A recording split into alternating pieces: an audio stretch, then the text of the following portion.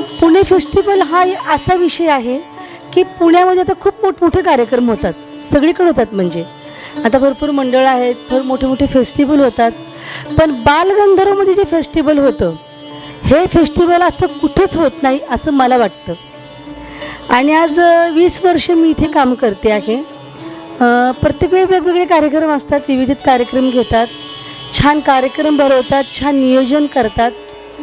तर मला असं वाटतं की ही जे बालगंधर्वची संस्था ही अजून पुढे अशीच चालत राहू दे कितीतरी पटीने, आणि ह्यापेक्षा अजून मोठमोठे फेस्टिवल भरवू देत. आणि मराठी लावणी ही फक्त फेस्टिवलवाले असतील आणि अजून काही अशी मोठमोठी मंडळं असतील, यांच्यामुळे आज लावणीला चांगले दिवस आहेत. तुम्ही आमची कला इतकी आवर्जून बघता, आम्हाला आवर्जून बोलवता, आमच्या कलेला प्रोत्साहन देता, त्यामुळं आमची आज कला कुठेतरी जिवंत आहे. आणि लावणी एक अशी कला आहे की आले किती गेले किती संपले भरारा, तरी लावणीचा अजून असे दरारा, अशी ही लावणी आहे.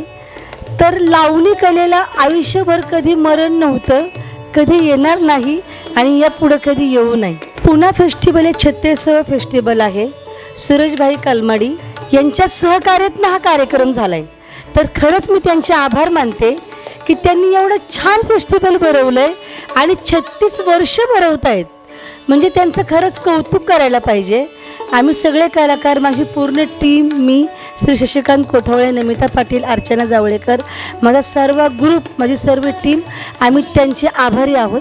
धन्यवाद. पुणा फेस्टिवल या इंटरनॅशनल प्रोग्रामला लाईक करा, शेअर करा आणि सबस्क्राईब करा. धन्यवाद.